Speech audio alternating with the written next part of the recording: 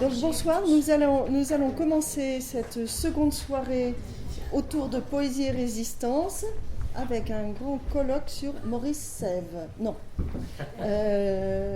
Voilà. Avec trois poètes que l'Université populaire a invités pour une soirée de lecture et d'échange aussi avec vous tous. Donc les trois poètes seront alors par ordre chronologique. François Villon, Maurice Sèvres et Olderlin. Oh yeah, ça va être dur là. T'as les pointures Jean-Gabriel Cosculu est là, qui est poète, essayiste et qui habite dans l'Ardèche. La Haute-Ardèche. Oui, t'as été long à arriver. Hein. On t'a un petit peu espéré hier au soir, mais non. Il n'y a plus de train. Ouais. Et oui, il n'y a plus de petits trains. Et Jean-Gabriel, tu vas aussi présenter quelques-uns des livres de l'Atelier des Grammes, des projets qui ont été réalisés par Annick Vinet avec des contributions que tu as données pour ces livres-là. Ensuite, je ne sais pas à quel moment on fera la pause, mais Daniel nous dira. Après, c'est Jean-Gabriel Jean-Pierre. Oui, Jean-Pierre Bobillot, que vous connaissez déjà tous. Donc, je ne ferai pas les présentations, parce que Jean-Pierre, tu es déjà venu pour l'université. Et on terminera la soirée avec Jean-Louis Giovannoni, que maintenant vous connaissez aussi, puisque Jean-Louis était présent hier au soir pour le premier pan de ces 2 journées. Voilà. Messieurs, je vous passe la parole et je vais profiter dans la salle. Bonjour. Donc, je vais lire deux textes sur l'idée de poésie et résistance. Ce sont 2 textes qui ont le même titre et qui s'intitulent, merci Jean-Louis, qui s'intitulent Résister au même. Ensuite, je lirai quelques extraits de livres sur mon village d'origine dans les Pyrénées espagnoles, dans l'Aragon, qui est en partie noyé dans un barrage. C'est quelque chose que je n'ai jamais accepté. Et donc ce lieu-là m'est devenu un lieu d'écriture et d'une certaine manière aussi un lieu de résistance. Et puis je terminerai par les livres, certains des livres que j'ai fait avec Annick Vinet à l'Atelier des Grammes. En avril et mai 1989, Jacques Dupin constatait ceci: absence de la poésie, absente la poésie l'a toujours été, vous le savez, vous qui lisez, vous qui oubliez de lire, qui vous hâtez d'oublier ce que vous n'avez pas lu, elle est ainsi faite, ainsi dérobée, qu'elle échappe au panorama littéraire, au système éditorial et à l'inquisition des médias. Celui qui lit, celui qui écrit, ne sait jamais définitivement ce qu'est la poésie, elle est définitivement provisoire.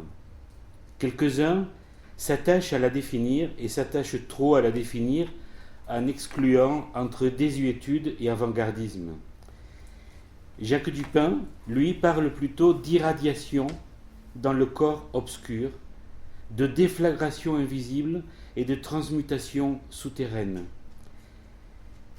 La poésie est strictement une vie.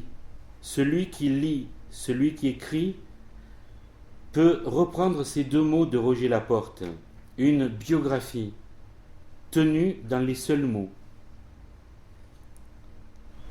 La poésie se trouve aussi dans ces mots terriblement seuls d'Ingeborg Bachmann, avec mes mains brûlées, j'écris sur la nature du feu. Elle est présence extrême, intensité et teneur de langue. Elle est littérature au sens le plus lyrique ou au sens le plus littéral, mais dans les 2 cas, surtout, au sens le plus critique d'elle-même. Si elle n'est pas sa question même, elle n'est pas. Elle n'est pas littérature, elle est provisoirement une vie et un feu. Rien ne la précède et rien ne la suit. Elle n'est rien, et elle est au commencement de toute langue qui traverse les savoirs de la vie, au milieu des bruits d'eux-mêmes. au milieu des bruits d'eux-mêmes.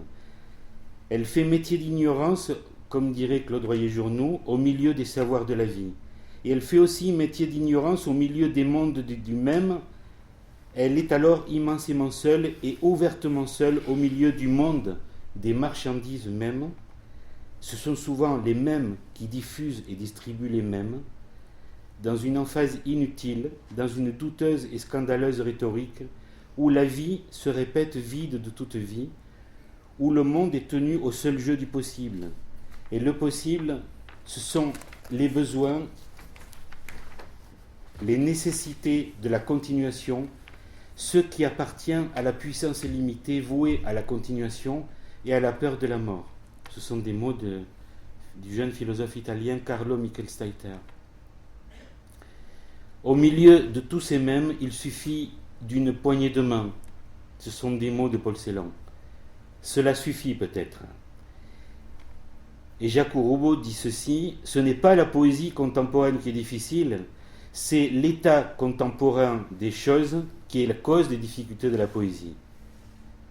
La poésie est le plus souvent, au plus bas mot, souterraine et rhizome. Elle s'écrit d'une poignée de main, en reconnaissance de l'inconnu, de l'impossible auquel se tient celui qui lit et celui qui écrit.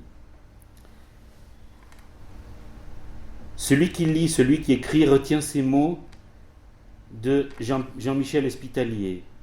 La poésie contemporaine offre la forme de résistance la plus radicale à la médiocrité ambiante. Et ces mots répondent peut-être à d'autres mots de Jean-Luc Nancy. On ne peut pas ne pas compter avec la poésie. Ou dit autrement, il faut compter avec la poésie. Il faut compter avec elle en tout ce que nous faisons et pensons devoir faire. Nous pouvons supprimer le poétique, le poème et le poète sans beaucoup de dommages peut-être. Mais la poésie, elle est là lors même que nous la récusons, que nous la suspectons et que nous la détestons. La résistance poétique est plus sensible mais aussi plus difficile, lorsqu'une époque a conscience, à tort ou à raison, d'être plus qu'une autre livrée au bavardage, ainsi la nôtre. Ainsi la nôtre où il importe de résister au même et de tenir à l'impossible dès lors qu'à l'impossible, nul n'est tenu. Et la suite que j'ai écrite en pensant à aujourd'hui.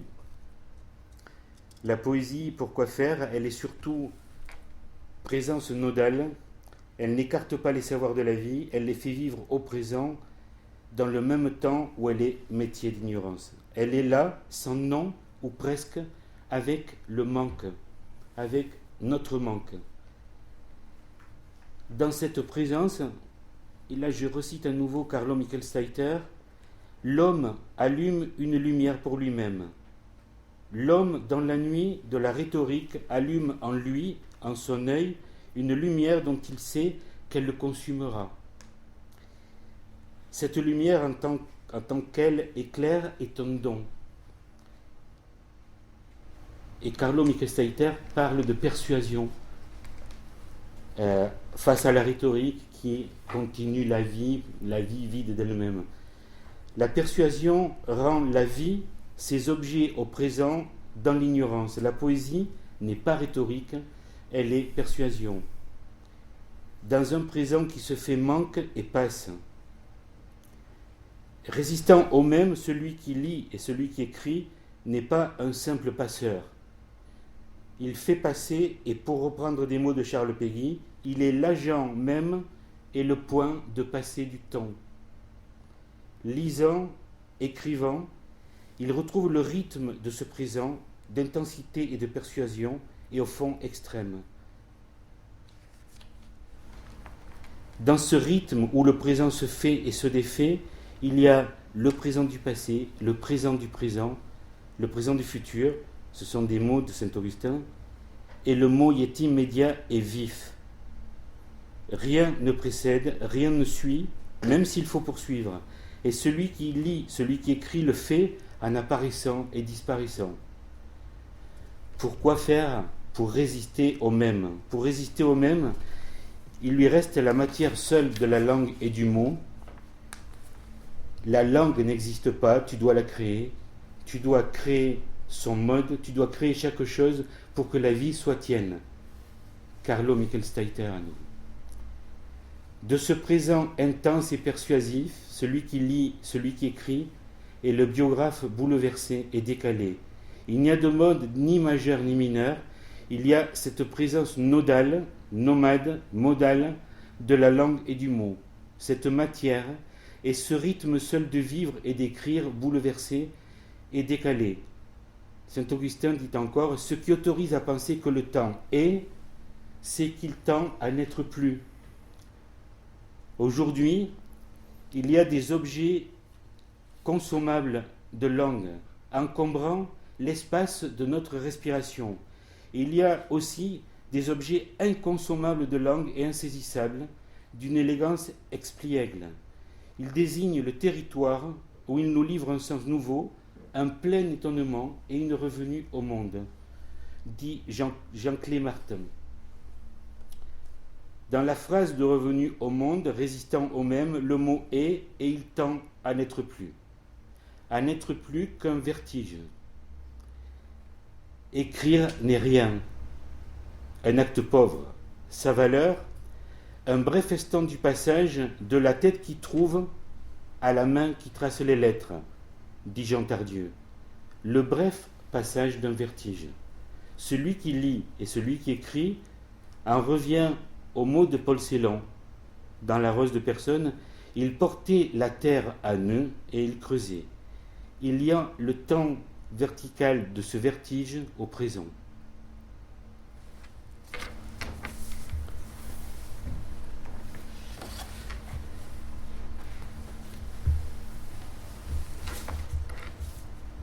Donc à la suite, je vais vous lire de brefs extraits de livres que j'ai écrits sur ce village en Aragon,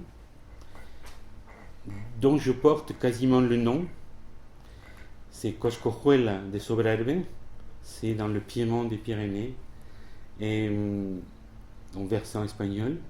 Et donc, une partie du village est enterrée dans le barrage, dont la maison de mes arrière-grands-parents paternels. Et c'est quelque chose que je n'ai jamais accepté. Et que je n'accepte pas encore. Et donc j'ai eu envie d'écrire au-delà de... Je suis allé la première fois quand j'avais 7 ans. J'en ai 60 aujourd'hui. Et ce barrage, voilà, je le crache, j'écris contre, mais... Parce que dans cette histoire-là, il y a des morts de ma famille, il y a des terres abandonnées, il y a des ruines, mais ça m'est resté un lieu d'écriture.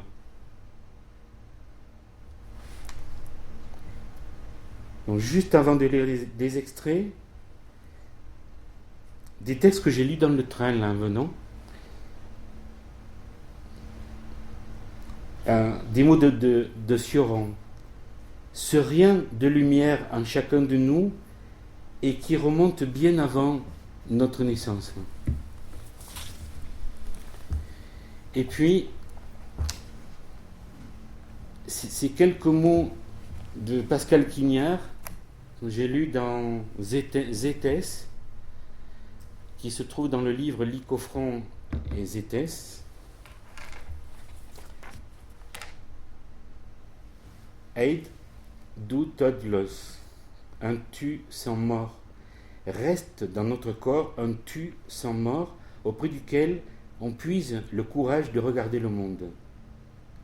L'interlocuteur est la souffrance de naître et d'apparaître dans le vide de l'autre.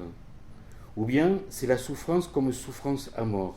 Ou bien c'est la souffrance comme la mort soufferte à la limite du mourir. Ce souffrir qui se lève dans le corps dénudé et seul de chaque humain est la détresse originaire. Soudain, dans la perte de ce lieu obscur, dans l'espace lumineux, surgit le tu sans mort.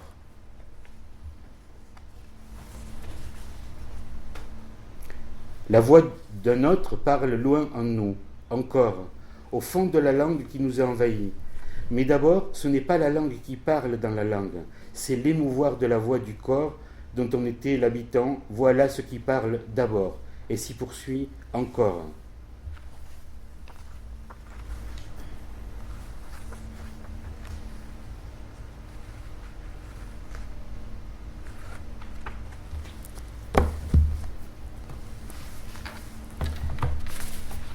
Un texte extrait d'un livre qui s'intitule Terre d'ombre et que j'ai écrit lorsque papa est décédé d'un trait. Et à la fin de ce livre, j'ai voulu reprendre les mots d'une langue qui est peu parlée aujourd'hui, qui fait partie des langues menacées de disparition. Dans cette langue, c'est la langue du Haut-Aragon qui s'appelle la fable. Et donc j'ai essayé de revenir à cette langue à parler mon père et ma famille. De memoria a fabla raspia, e na boca muda, e no muro o debuxo esgarraniado da naveta, l'aigua e o dom da tua muerte, lector sanarapa de nieu o nuei. A barranquera estiraban, a ixuquera enrunada, a guembra da tuyo cuerpo, a esnavallada da barranquera escatumba ahora sin nombre da muerte. O pazín a crescida da nieu e do árbol atarrampeu agún o amagons do luto. De mémoire, la langue âpre de la bouche muette. Sur le mur, le dessin griffé du bois flotté. L'eau est le don de ta mort. Un lecteur reste de neige ou de nuit. Le ravin au devant, la soif enterrée, l'ombre gardée de ton corps. La traversée du ravin renverse l'heure sans nom de la mort.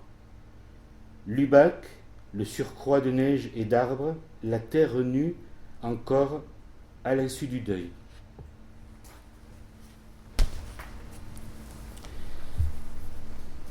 Et toujours sur cette même histoire qui est très fragmentée, un livre qui vient d'être fait par Robert Lobé, un livre d'artiste, qui s'intitule Le Tas.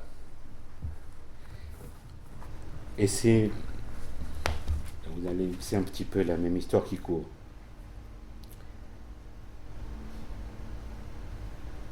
Et ça commence par quelques mots de l'Apocalypse. Et le ciel disparut comme un livre qu'on roule, et les monts et les îles s'arrachèrent de leur place. Je tiens le titre d'un livre du passeur d'ombre, dans la veille de ce qui vient. L'inachevé, quelques fragments où le tas, où les ruines donnent encore lieu. L'oubli s'adosse à ce qui vient. Au fond, je ne suis plus guère concerné que par ce qui vient dans la disparition ou par ce qui disparaît dans sa venue. L'agonie ou le mourir décide en fin de compte de ce dont je n'ai plus la mesure. Le tas de terre, le lac, se tiennent dans les ruines d'une neige plus haute. Le tas, les ruines, sont l'arrière-pays de la langue. La langue est une main qui ferme la bouche, posant la voix dans la bouche muette de l'autre. La buée se tient encore sur le tas, dans les ruines, la lumière haletante frôlant le plâtre et le bleu des murs. Quelque chose se casse dans la transparence. La peine se tient sur le tas, dans les ruines, le bleu porté à l'oubli dans la pente de terre et d'eau et de ciel. L'odeur de brûler l'oubli. À peine retenue, la répétition de rien. Cette obstination, je me tue à vous le dire, le lieu en question est affouillé, détruit, mais lu encore. Le lecteur marche dans ce lieu de terre et d'eau, de ciel, les ombres et le bleu, encore à même le tas et le lac. Penché, puis dépouillé de dos, le lecteur regarde encore la terre, l'eau et le ciel. Le tas, la boue, les traces d'ombre et de bleu des maisons, où la terre, l'eau et le ciel sont affouillés.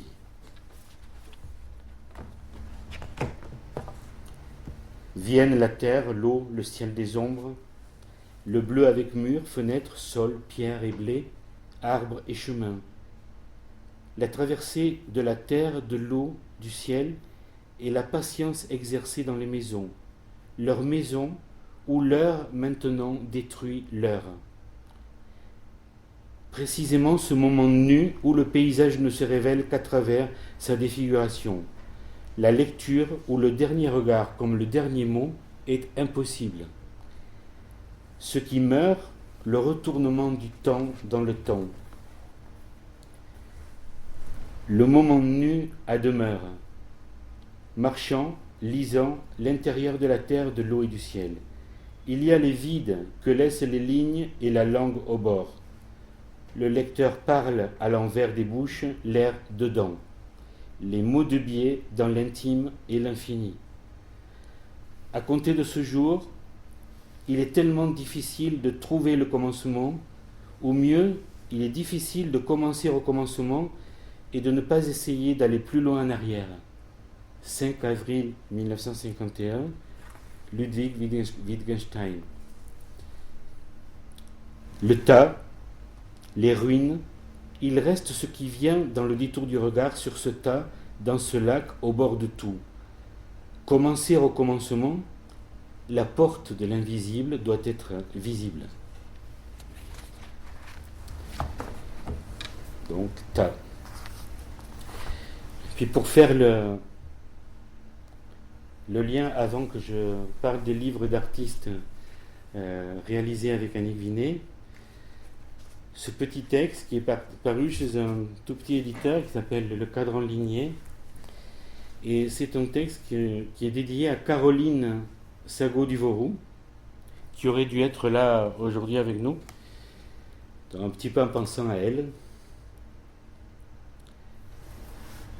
Ce petit livre s'intitule Partir, doux, torrent. Partir, doux, torrent, incessant, ouvert avec des avancées et tout autant des doutes, fait de chemins vifs et tout autant de bifurcations inévitables, des tournants. Torrent, toujours à l'œuvre, qui s'inscrit dans la matière changeante des mots et du dehors, toujours proche. Torrent souvent anguleux, saillant, à l'approche de l'inconnu, avec la vive pensée d'être perdu, désorienté, et la pensée de la terre vive, ou mêmement la pensée de l'air vif, et de chercher l'air vif. Torrent, le surplomb y tient de l'impensable, ou alors il lui faut aller de l'avant dans sa matière même, dans la matière même de ce qu'il quitte, de cette désorientation, de ce nomadisme pour nommer l'inconnu. Partir dans partir, comme Marina Tsetsayeva a dit tomber dans tomber. Partir à l'angle de l'inconnu et à l'angle, au tournant, au saillant, au sextant éperdu, rester dans le vif, rester dans le visage, les yeux, les mains, le corps dans le vif, tomber dans le blanc, dans le noir et leur tension typographique. C'est le lieu de partir, torrent. Partir, tomber, torrent, pour faire un trou dans le blanc et dans le noir. La vie change la vie, la mort change la mort, le mot change le mot. Ils s'effleurent, ils se confondent, ils se disjoignent. Et de là naissent et s'effacent sans cesse des intensités, et un sentiment de la perte, et de l'approfondissement au lieu même de la perte.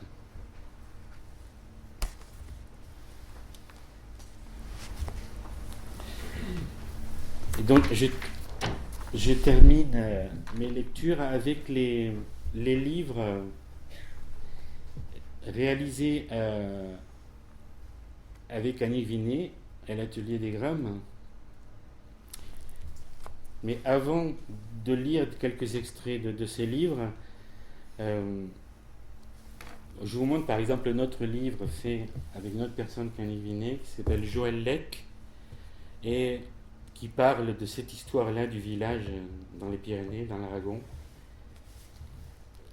et qui s'intitule L'odeur de brûler l'oubli.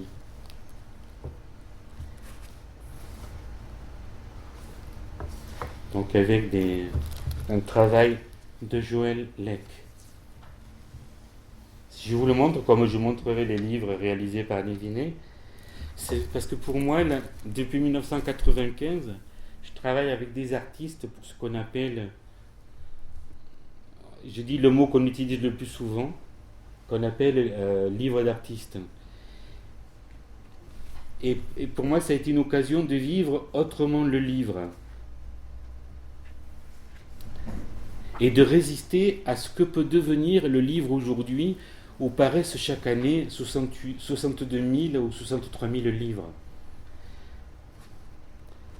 Et peut-être que tous les livres ne nous arrêtent pas de la même façon dans la lecture. Peut-être qu'on ne respire pas de la même façon, ou on ne suffoque pas de la même façon dans tous ces livres-là.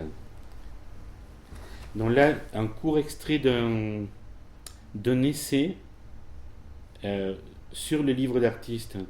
Alors moi j'appelle ces livres-là d'une autre façon, je les appelle le livre. C'est-à-dire le livre qui, dans ses bords même, dans ses limites même, continue à se creuser. Le livre singulier vient donc comme un commencement dans une production de livres qui est à saturation. Il détourne ainsi le principe d'accumulation inutile de livres. Sénèque disait déjà il y a quelques années « À quoi bon d'innombrables livres ?» Lecteurs, nous avons donc la société du spectacle, dénoncée par Guy Debord, et en particulier la société du spectacle du livre. Le commerce s'y vit à très court terme. Les prises de risques sont faibles, en général. Lecteurs, nous vivons aujourd'hui dans une confusion extrême. Le livre singulier nous arrive, comme nous arrivent sans retard, des millions de romans pour rien, des confessions stéréotypées. C'est un commerce qui porte l'aliénation à son comble. Je viens de citer des mots d'Yves Bonnefoy. D'un côté, il y a des livres de solitude artisanale, de haute singularité, subversive, attentive et qui inventent leur lecteur. Jean-Paul Michel parle à juste titre de l'invention du lecteur. Et de notre côté, au même moment, il y a des livres jetables qui n'existent que comme labels éditoriaux, hâtifs justificatifs de tirage. Dans le livre singulier, le lecteur s'invente autrement dans un autre espace, un autre temps, un autre silence ou une autre voix. Le lecteur habite poétiquement le livre par l'énergie silencieuse ou proférée de sa lecture décisive et critique, qu'il sait apporter à un moment donné au livre, par le commencement, par le faire. Il nous plaît d'être lecteur pour le livre inhabituel et singulier et déplacé, autant que pour le livre attendu, habituel et placé. Je vous donne une définition possible du mot placement. Action de placer de l'argent, placement liquide ou à court terme. Qui ouvre le livre, ouvre le monde, dit Henri Maldinet, poursuivant le travail de Stéphane Mallarmé. Dans les limites du livre, dans le connu, il y a des perspectives d'inconnu et d'avenir. Cela se fait incroyablement au moment donné où le livre singulier retrouve l'histoire du livre, des tablettes d'argile, des parchemins, de l'arbre, du bois, du cuir, du vélin, des livres rouleaux, enluminure, papier, nouvelles matières techniques ou nouvelles technologies.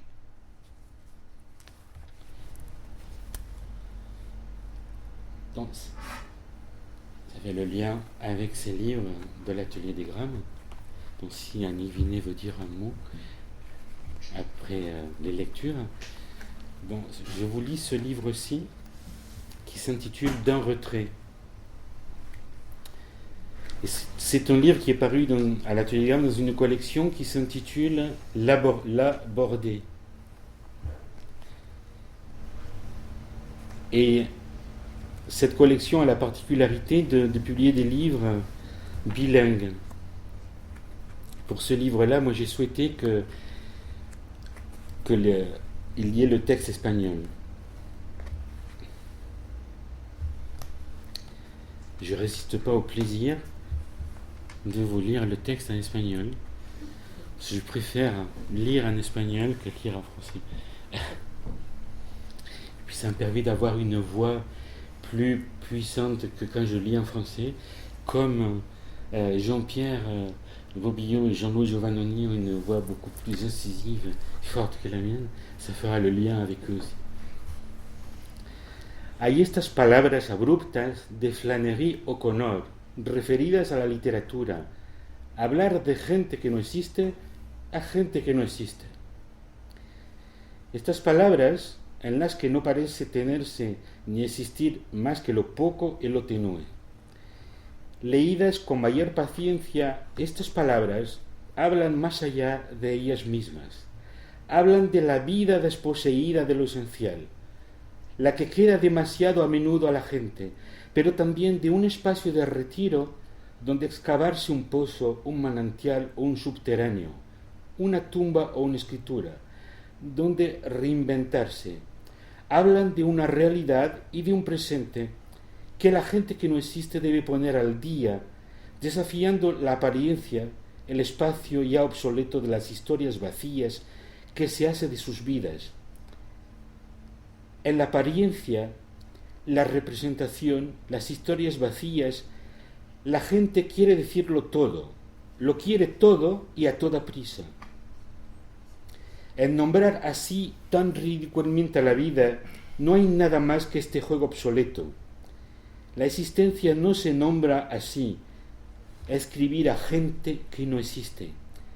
Tomando otras palabras de Flannery O'Connor, son los violentos los que ganan. ¿Qué tipo de violentos somos nosotros?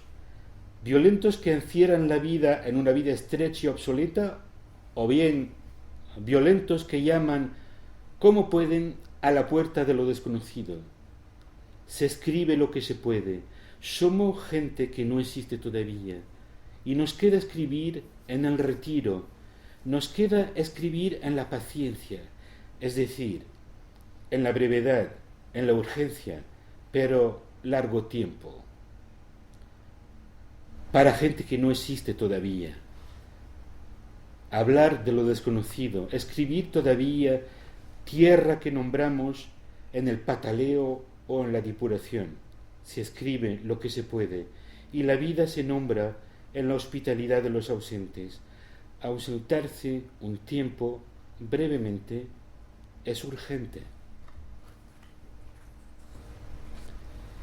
Il y a ces mots abrupts de Flannery O'Connor parlant de la littérature, parler de gens qui n'existent pas à des gens qui n'existent pas.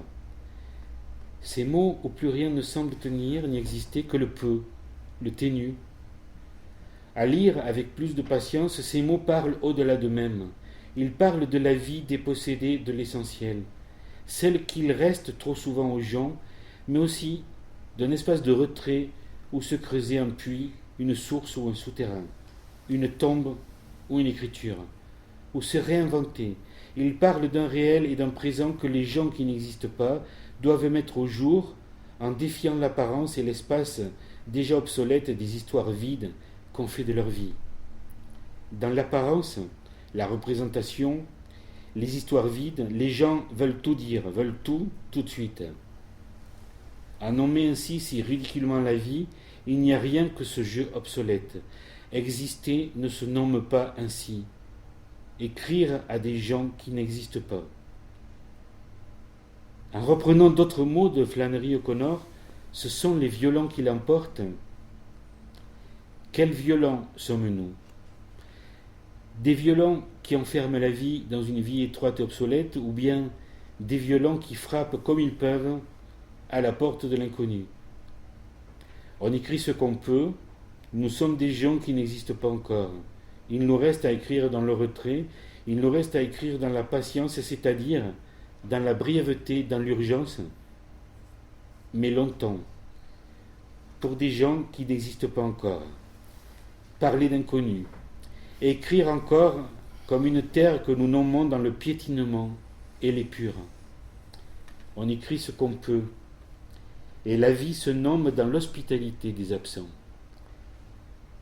S'absenter un peu, brièvement, c'est urgent.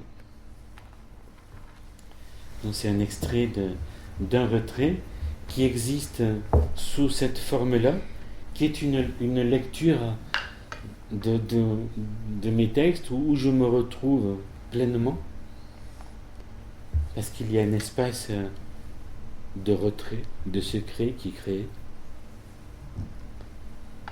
et puis qui a été édité aussi dans un tirage plus habituel, on va dire, et toujours en bilingue.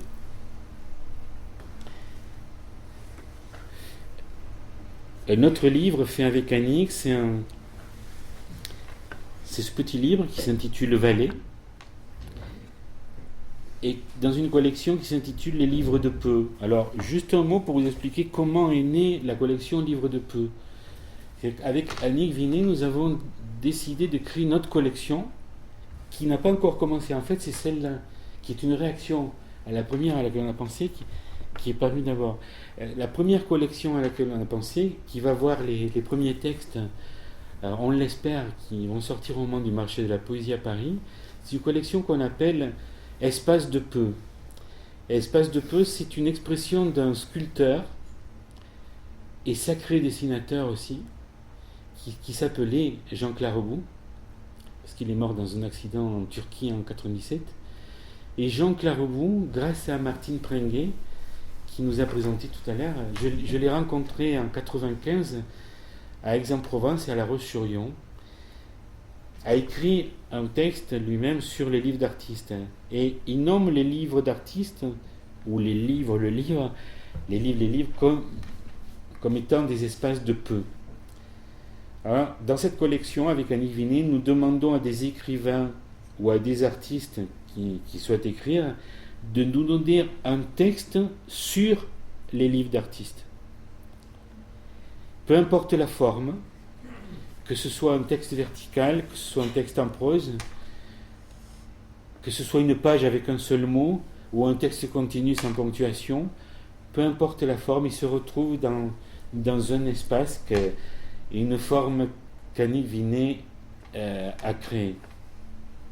Et donc Annick Vinet me disait, tu vas quand même donner un texte pour la collection. Et moi je lui ai dit non, absolument pas, parce que si on dirige la collection, je ne vais pas quand même me publier dedans. Et donc on a décidé qu'on allait créer cette collection où j'écris des textes pour Annick, mais où il n'y a que nous deux. Et ça s'intitule Les livres de peu. Et donc, il y a une mise en livre d'Annick Vinet et avec une gravure d'Annick. Vous pourrez le voir tout à l'heure parce qu'il doit y en avoir sur la table. Valet, dans la lumière du noir, les mots se serrent sur chaque pente. Ils savent l'invisible proche dans la tombée du noir. À l'angle bas de chaque pente, rien ne ferme le ciel dans le noir. Et dans le noir, le sais-tu, avec les mains, les mots se touchent.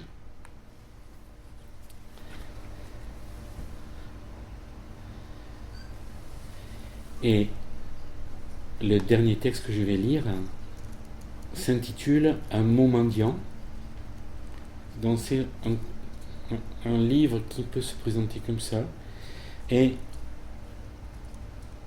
que vous pouvez, j'essaie d'aller doucement parce que le livre est fragile, que vous pouvez faire tourner.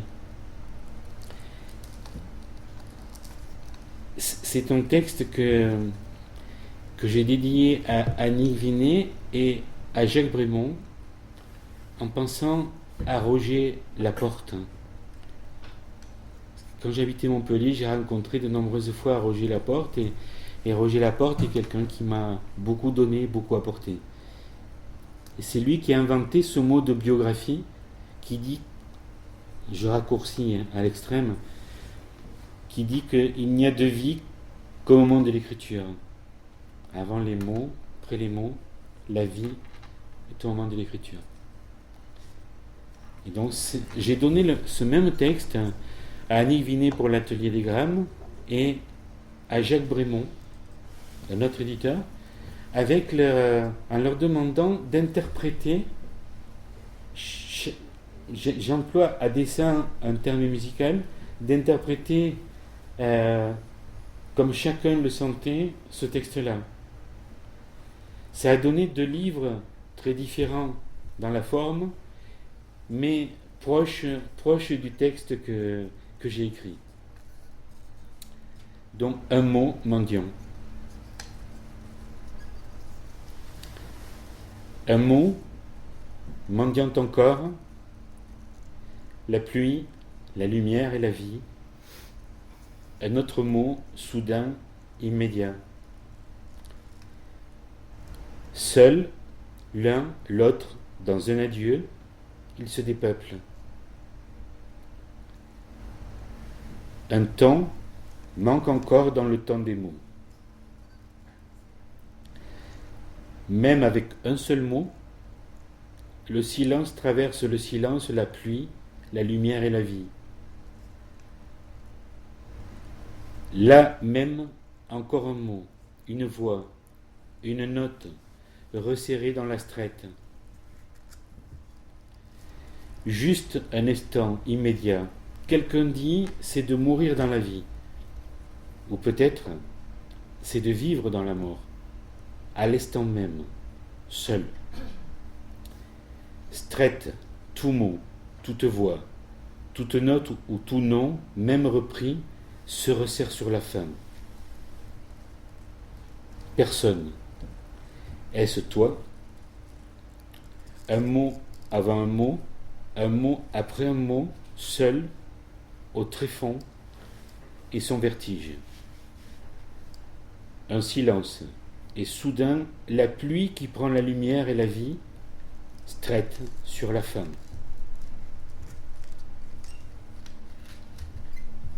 Fin. Merci.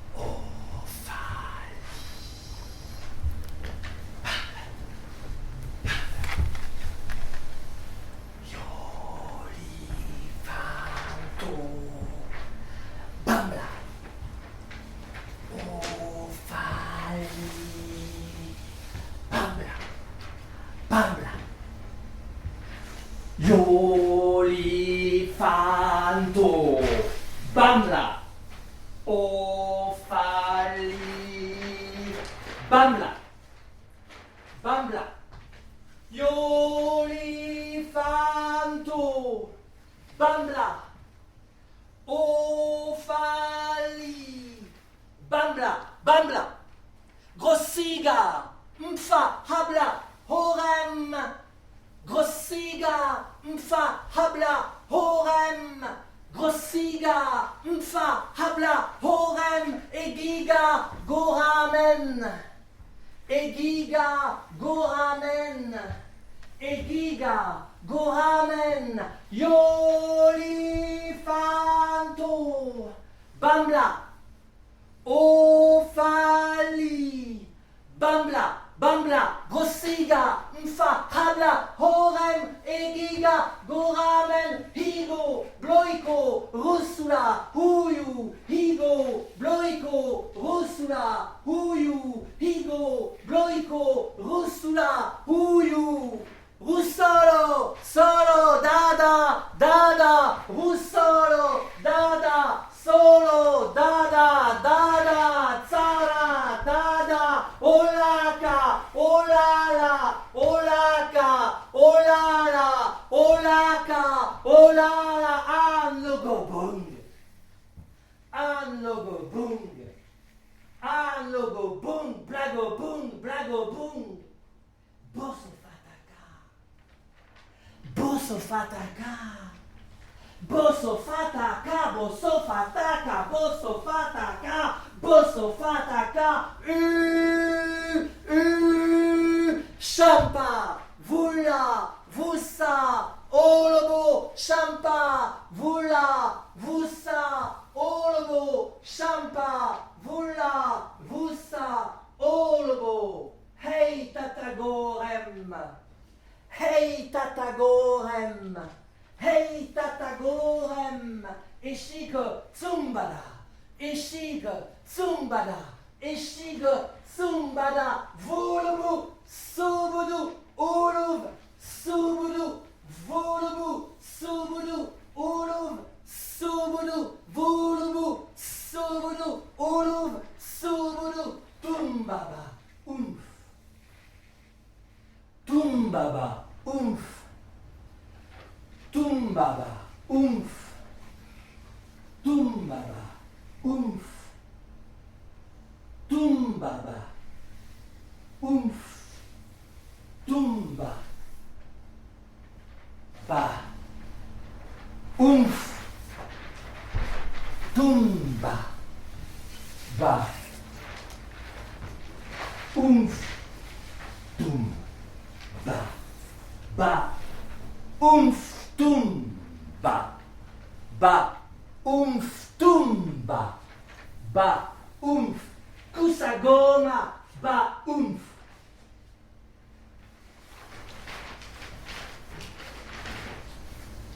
Voilà.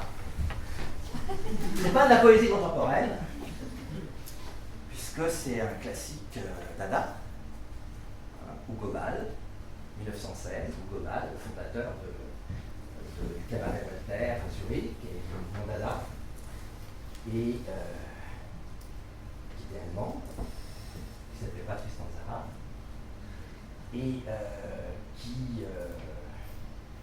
était un philosophe, il avait écrit une thèse sur Nietzsche. Nietzsche qui a écrit une phrase formidable. Encore un siècle de journalisme et tous les mots purons. Et c'est bien l'idée de Hugo Ball. C'est renoncer au mot, aller chercher en dessous du mot, il dit les vers sans mots, il appelle ça des vers sans mots, de la poésie son, poésie à haute voix, l'art de Licht. Pour trouver ce qui est sacré, tapis au fond du langage. C'est une expérience mystique qu'il décrit d'ailleurs dans son journal, La fuite hors du temps, une œuvre fabuleuse. Pour moi, un des chefs-d'œuvre de la littérature européenne du XXe siècle, La fuite hors du temps, Hugo Ball. Et Hugo Ball, avec sa copine puis épouse Amy Hennings, a fui l'Allemagne au moment de la guerre, après avoir voulu s'engager. Après, il a vu ce que c'était, etc. Et Amy Hennings, c'était une fille du peuple qui passer par la prostitution, la consommation de drogue, etc. Et qui fabriquaient des faux papiers pour les déserteurs de première allemande. Donc ils se sont fabriqués des faux papiers, ils sont passés en Suisse. Et c'est comme ça que, après avoir erré quelque peu, ils se sont retrouvés à fonder ce qu'ils ont appelé le cabaret Voltaire, qui était une arrière-salle de café à Zurich, où il fallait... le patron, il leur a dit, bon, je veux bien que vous occupiez ça, mais il faut faire venir du monde tous les soirs qui consomme. Hein, c'est ça. C'est ça le mouvement Dada, au départ. Hein. Il faut comprendre, c'est donc la scène. C'est de la poésie scénique. Pendant 6 mois, ils ont fait quasiment tous les jours, il fallait qu'ils remplissent la salle. Donc, c'est pour introduire à l'idée que parmi les... Il y a le livre comme médium, enfin, élément du médium pour la poésie, mais il y a d'autres médias, et l'un des médias, c'est la scène, hein, c'est la poésie scénique.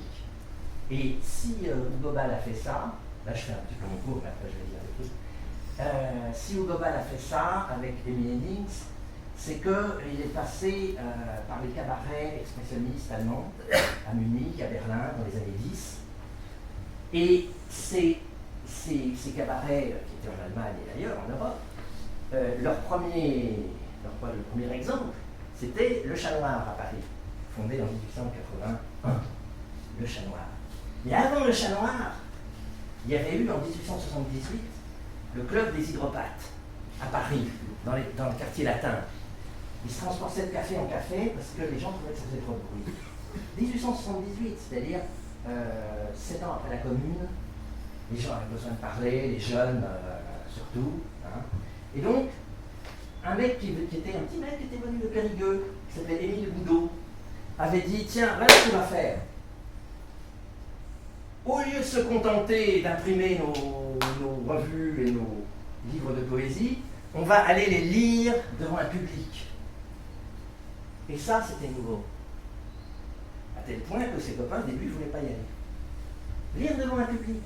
Parce que bien sûr, ils lisaient dans les banquets, dans les salons, tout ça. Mais lire devant un public, non choisi, n'importe qui était là pour consommer, pour causer, pour rigoler. C'était une toute autre paire de manches. Et ainsi, Émile Goudot a fondé la scène ouverte. À peu près un siècle avant le slam, 1878. Le slam, c'est 1980 à Chicago. Et ça, c'est ce que j'appelle la poésie scénique. C'est aussi une poésie vocale, forcément. Voilà. Et donc, c'est aussi une poésie, ça peut être une poésie phonétique, c'est-à-dire une poésie en dessous du mot, où il y a justement la vocalité pure, l'exploration de la puissance, des possibilités expressives, de la profération elle-même, sans se soucier forcément de la sémantique. Voilà. Donc c'était, si vous voulez, c'est pour dire que moi je me situe dans cette histoire-là, que je raconte d'ailleurs, notre minute de publicité. Voilà. Pour ceux qui sont intéressés par la poésie sonore, scénique, enregistrée aussi, hein, comme j'espère avoir juste le temps de vous le suggérer, j'ai essayé d'étudier tout ça dans ce petit bouquin. Voilà. Alors, maintenant, on va, juste un siècle après la fondation des Hydropathes par Émile Goudot, j'ai écrit un petit poème, voilà, qui s'appelle Crever le matelas de mots, qui est paru dans le numéro 1 de Tarte à la crème, en 1879. En 1979. J'aime bien me projeter dans le 19e. Voilà. Alors, crever le matelas de mots parce que, évidemment, on a tous le sentiment que on a une chape de mots, ben, ces fameux discours de journalistes qui font tuer les mots.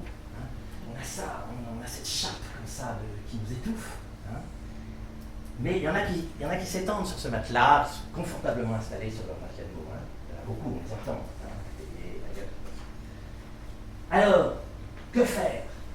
Crever le matelas pour respirer ou pour faire que les mecs qui sont confortablement dessus. Voilà. Mais avec quoi? Avec des mots. C'est ça le truc. Donc c'est crever le matelas de mots ou crever le matelas de mots. C'est le truc. Alors on va essayer de le faire. Voilà.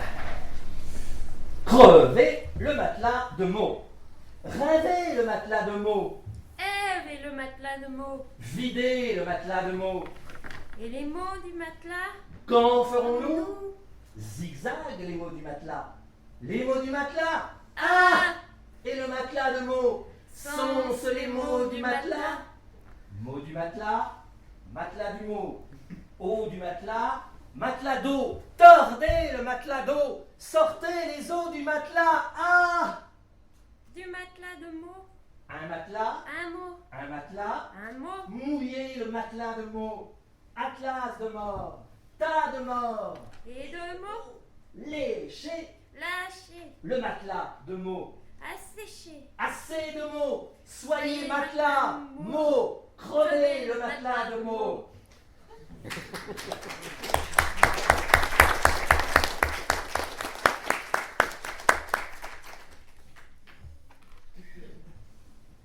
Ans plus tard,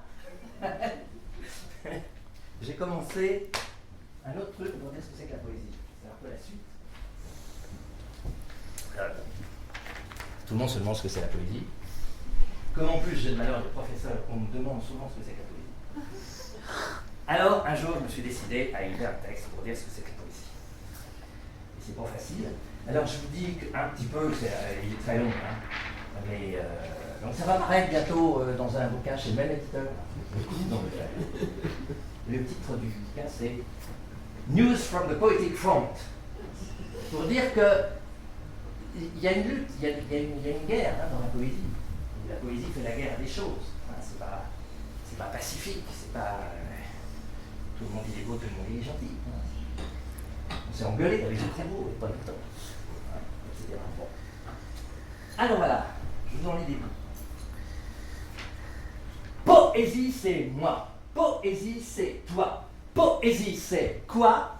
Poésie c'est ça, poésie c'est ça et ça, poésie c'est ça aussi, poésie c'est ci ou ça, poésie c'est pas ça, poésie c'est pas ça non plus, ça serait trop simple, poésie c'est les autres, poésie c'est l'enfer comme disait l'autre, poésie c'est l'envers, poésie c'est les autres en moi, en toi, l'infini c'est ça. Poésie c'est l'endroit aussi, poésie c'est vice versi, poésie c'est les vers, poésie c'est les rêves, poésie c'est la prose, poésie c'est la pause, poésie c'est ni vers ni prose, ni maître ni esclave, ni rose ni betterave.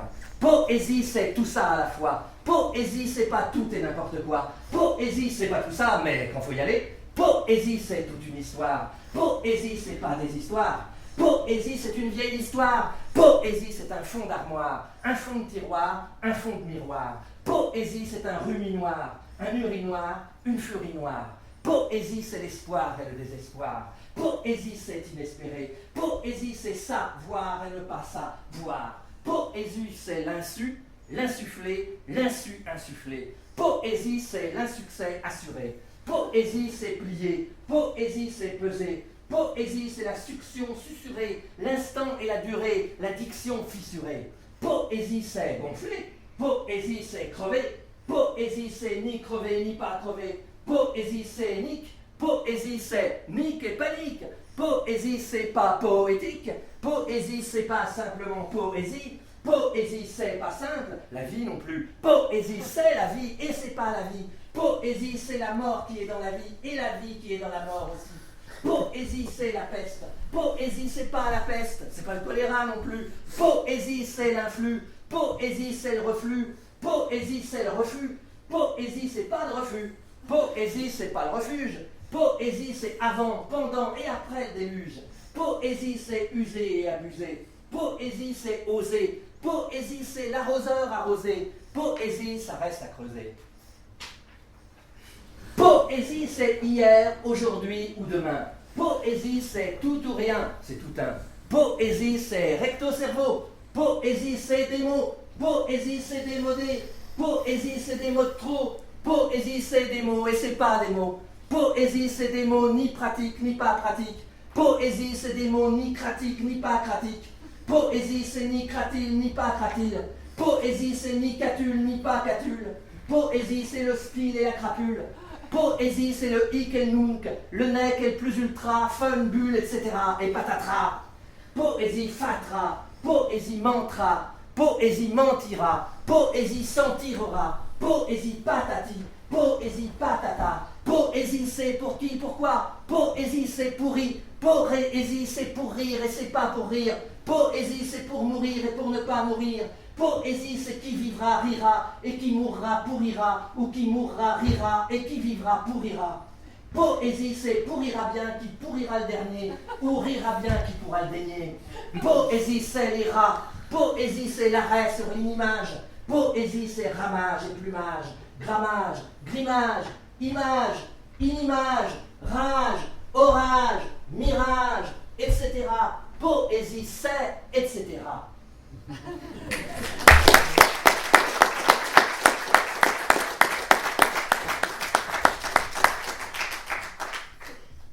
Alors, comme j'aime bien m'inscrire dans une histoire, je vais vous lire 2 ou 3 petits poèmes phonétiques.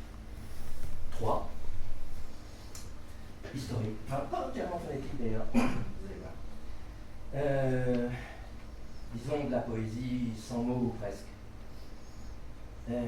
Un de Camille Brienne, qui était en quelque sorte un dadaïste de la 2e génération, et un peintre abstrait, lyrique, assez impressionnant.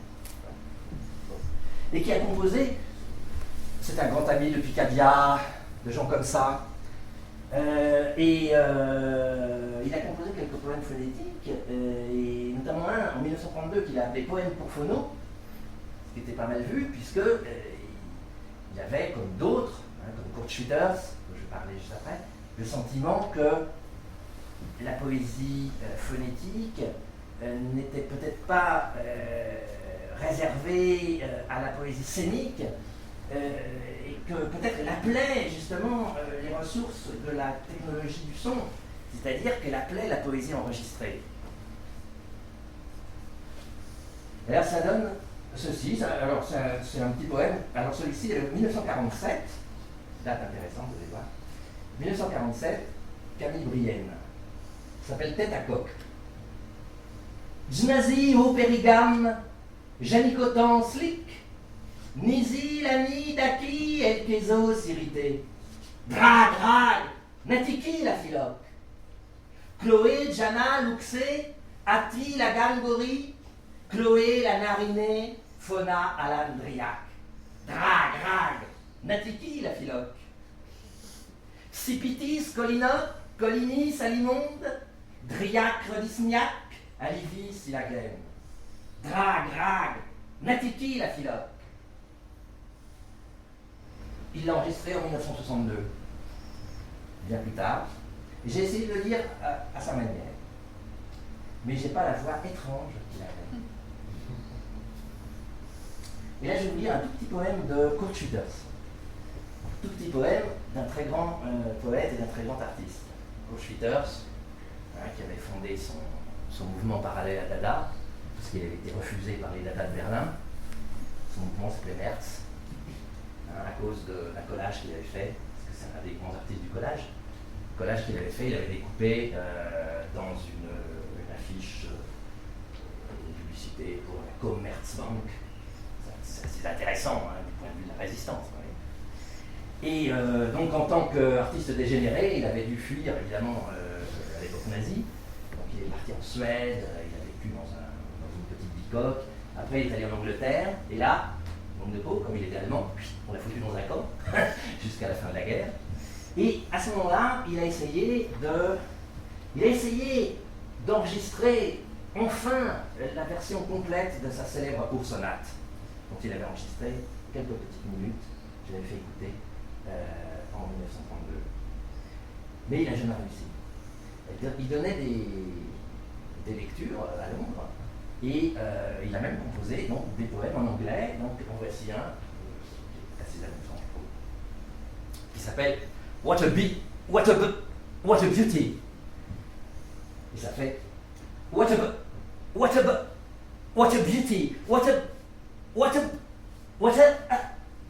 a beauty beauty bee, what a beauty, beauty bee, what a beauty, beauty, beauty bee, bee, bee, what a bee, what a what a beauty, what a what a what a what a bee, bee, bee, bee, bee, what a bee, bee, bee, bee, bee, what a bee, bee, bee, beauty, bee, bee, what a beauty. 1947 aussi. 1947, c'est l'année de l'émission Pour en finir avec un jugement de Dieu de Artaud. Donc, on entend crier, etc. Et c'est aussi les premières années du lettrisme à Paris, fondé par Isidore Isou, qui reprend en quelque sorte cette histoire, là où elle s'était arrêtée, de la poésie faite avec des lettres. Et il a un disciple brillantissime et très jeune qui s'appelle François Dufresne, qui va jouer un rôle considérable dans la fondation de la poésie sonore proprement dite, puisque c'est lui qui va utiliser pour la première fois le magnétophone pour composer directement des poèmes, sans mots, sans lettres, rien que le bruit de la profération, hein. Et qui va inciter Bernard Heitzik, et puis par ses intermédiaires beaucoup d'autres, à utiliser le magnétophone comme instrument de création poétique. Et là, nouveau médium, hein, qui va mener véritablement à la poésie enregistrée. Mais moi je vais me borner à la poésie phonétique. Alors le poème que je vais lire, il est intéressant parce que il existe sur la piste sonore du film, du film d'Isidore Isou, 1951, hein, Traité de bas de l'éternité. Donc Isou avait senti que c'était vraiment son meilleur disciple, et donc c'est lui qui figure sur le disque, François Dufresne. Ça s'appelle J'interroge et j'invective, poème à hurler, de septembre 49, à la mémoire d'Antonin Artaud. Piètre pitre, d'autres botra titre, d'autres batterie, d'autres boutre, d'autres boutre, vutre quatre, voutre, bautre, têtre, d'eau, tête, xêtre, nat, doucêtre, xêtre, nat, donc xêtre, nat, fêtre, poucre, en pile sur jouk, sans palex, hogorax, pampre, yogogrex, solumbe, sombre règre, semble xègre, pocre, tegran pile, jarsouk, sans parux, hugurix, pimpre, grux, solumbe,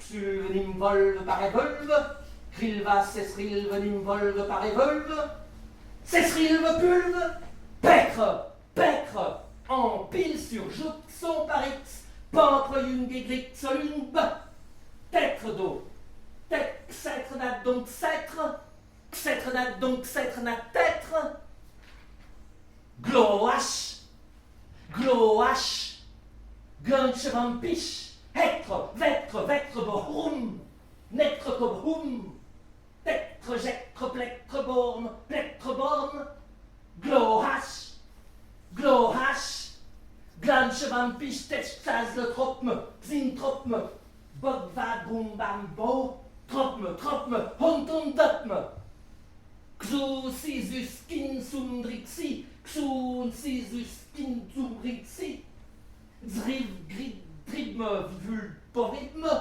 hubme, paflov, dog, tropme, hontondopme, xun, sisus, kin, sundruxu, Seraprom, pnadum, vigloskobre, sratmum, viuvulk, eglamve, cesrilve, pulve, pucre, glèche, glamve, pacre, pnadum, vagliubucre, glanche, vampiche, tetschkazle, glorache.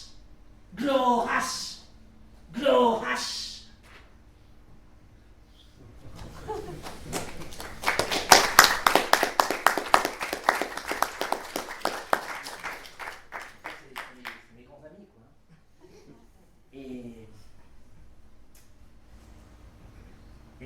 rassurer sur mon état mental, je vais pas écrire un poème où il y a des mots, même quelquefois des phrases.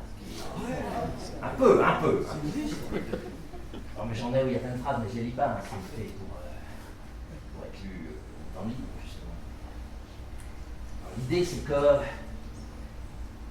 comme Apollinaire l'avait très bien vu, vous savez, Apollinaire et quelques autres, c'est juste que je fais ça, c'est pour dans mon souffle. Parce que j'aime bien le répéter, parce que personne ne le sait. Il y a plein de trucs qui sont, dont je vous ai parlé là, hein, qui ne sont pas dans les histoires de la poésie, les histoires officielles de la poésie, et qui sont pourtant des événements considérables, parce que c'est des événements sur le plan médiologique, et c'est des événements sur le plan poétique, et c'est des événements sur le plan de la pensée, et c'est des événements sur le plan politique. Et tout ça est passé à la trappe de l'histoire officielle.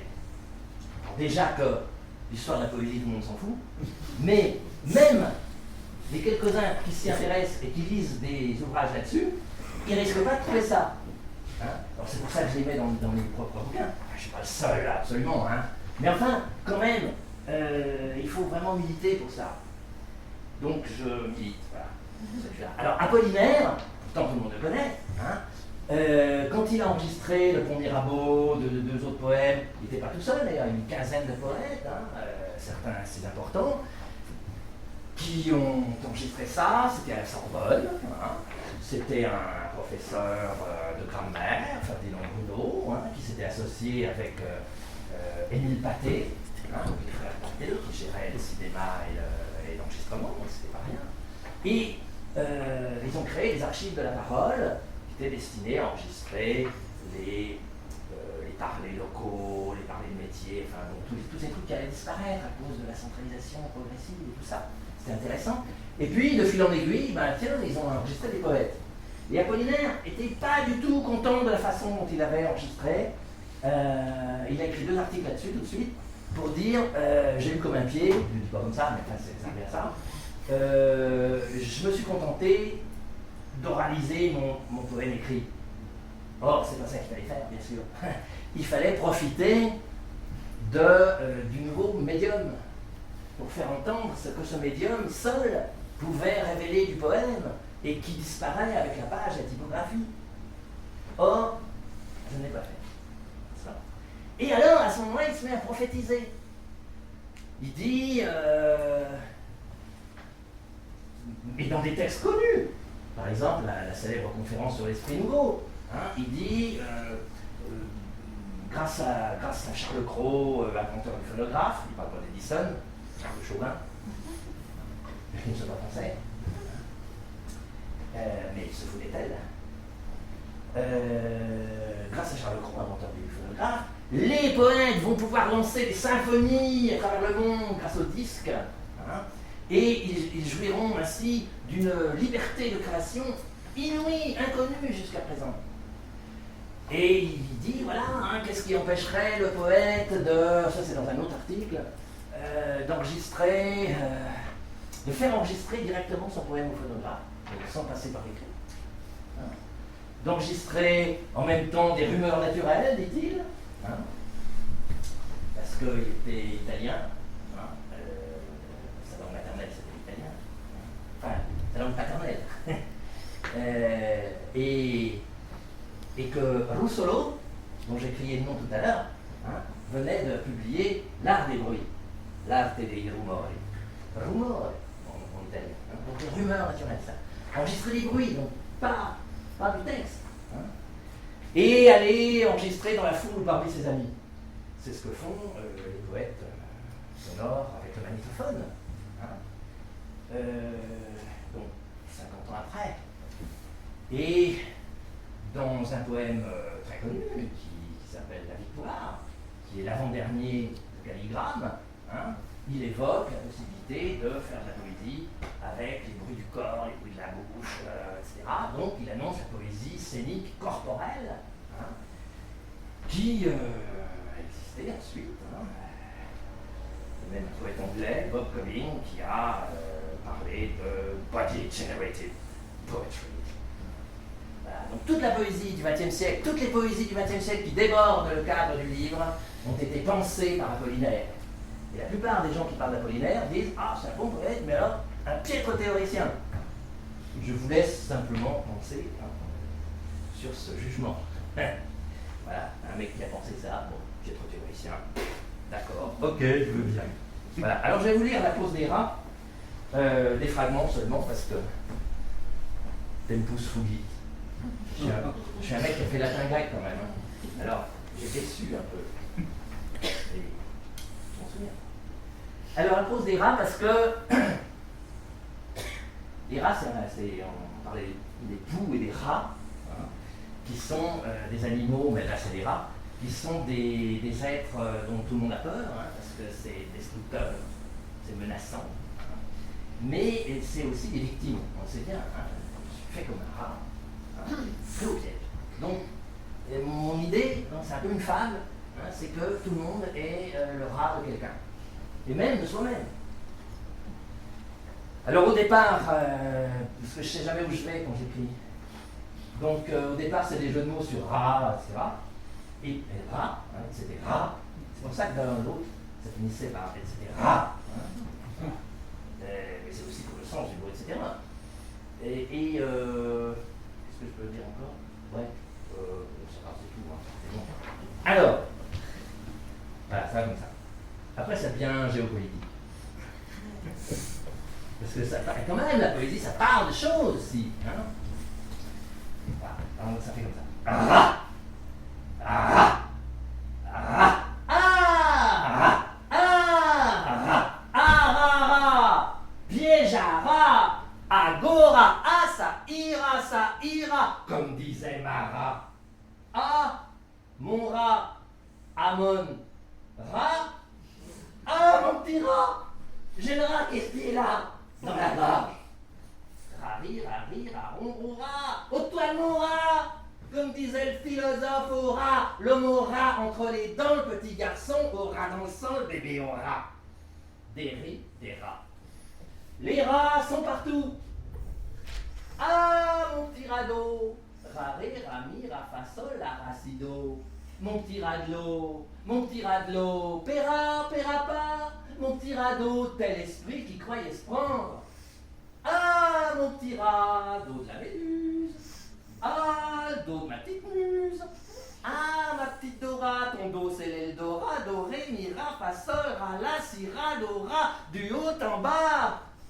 Des ris, des rats. Et tra. On les aura. Ra. Ra. Ra. Ton cinéma, arrache-toi de là, nous v'là dans le beau rat, fais comme des rats dans ce trou à rat, ma petite Dora,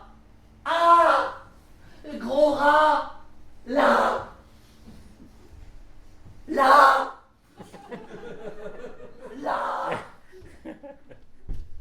gros rat, là.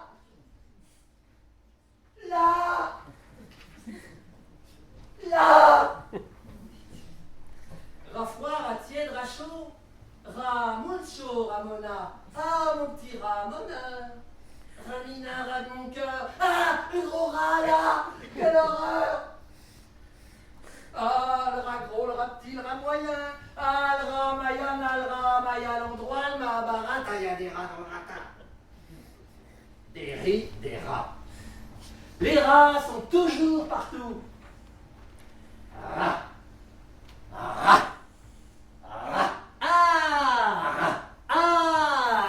Le rat au corps, le gros rat là, dans la gorge.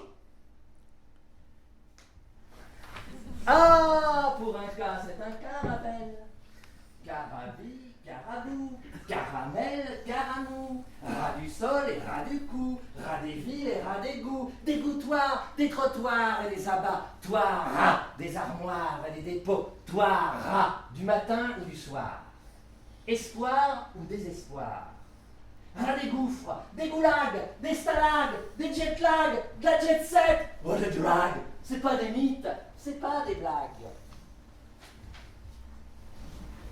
Rat blanc, rat noir, rat gris, rat rouge. rat Stalingrad et rat Bagdad, rat Beyrouth, rat Kaboul, rat Zagreb et rat Mossoul, rat Séoul, du Darfour, des Carrefours, rat Rangoon, rat Chinflour, rat nulle part et rat toujours, rat des Up, rat des tags, rat des stupes et rat des flags, rat Gaza, rat Basra, Tirana, Fanima, Ramallah, rat Lima, Fallujah, rat Biskra, rat Sheba, rat Saïda, rat Jaffa, rat Rafah, rat Damas, Carpentras, rat Arras, rat partout, Las Vegas et Tombouctou, rat Neuilly, rat Bercy, rat Clichy, rat Vichy, rat Paris, rat Moscou, Baïkonour et Cotonou, et Tiananmen, et Katmandou, rat Cayenne et Dien Bien Phu, rat d'Harlem et de Mostaganem, rat Wagram, et Collégramme, et Télégramme,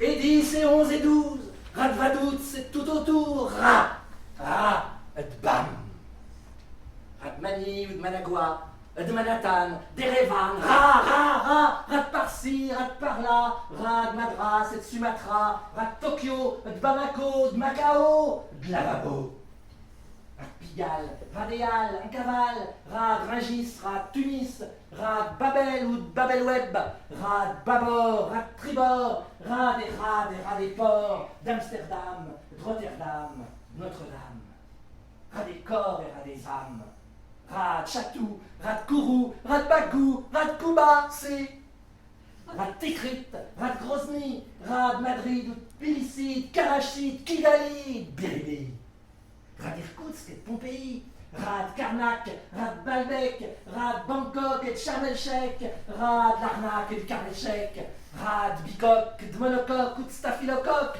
ça file around the clock. Rat de Zurich, rat de Munich, rat de Narvik, rat de Tobruk, rat de Kirkouk et de Pernambouc. Rat de Khartoum et rat de Touggourt, rat de Dunkerque ou de Tamanrah, 7, rat de Carquette, 8 ou de Château, 9, et 4 et 5 et 6 et encore et encore et encore. Rat d'Angkor et de Tripoli, rat de Tilsit, rat de Spitak, rat de Kronstadt, rat de Rastatt, des Carpates ou des Appalaches, rat de Bering et rat du Ring, rat de Dublin, rat de Berlin, rat de Bahreïn ou du Bas-Rhin, rat de Flint, rat de Flint. Flint, aux États-Unis, c'était la ville de Michael Moore. Et c'était aussi la ville de General Motors, qui a tout fermé, foutant tout le monde au chômage, ruinant l'économie et la société. C'était le premier film de Michael Moore. Et Flint, c'est ça que je me suis aperçu. C'est pareil, c'était pareil avec Renault. Alors, je dis ça aux Américains, je leur dis, Flint et Flint, c'est pareil. Ah, c'est formidable. Alors, ça c'est un bonheur. Alors, c'est ça le paradoxe. C'est un bonheur pour la poésie, qui est fondée sur deux malheurs identiques. Alors, c'est compliqué cette histoire. C'est-à-dire, comme disait Boileau, il n'est point de serpent ni de monstre prodigieux qui, par l'art imité, ne puisse se plaire aux yeux. Et c'était déjà chez Aristote. C'était chez Aristote. C'est-à-dire qu'on peut produire et éprouver un plaisir poétique à propos de quelque chose qui, dans la vie réelle, ne fait pas plaisir du tout. Ça, c'est intéressant, je trouve. Voilà, c'est le prof qui compte. D'autant pas. Alors, je reprends, où est-ce que j'en étais?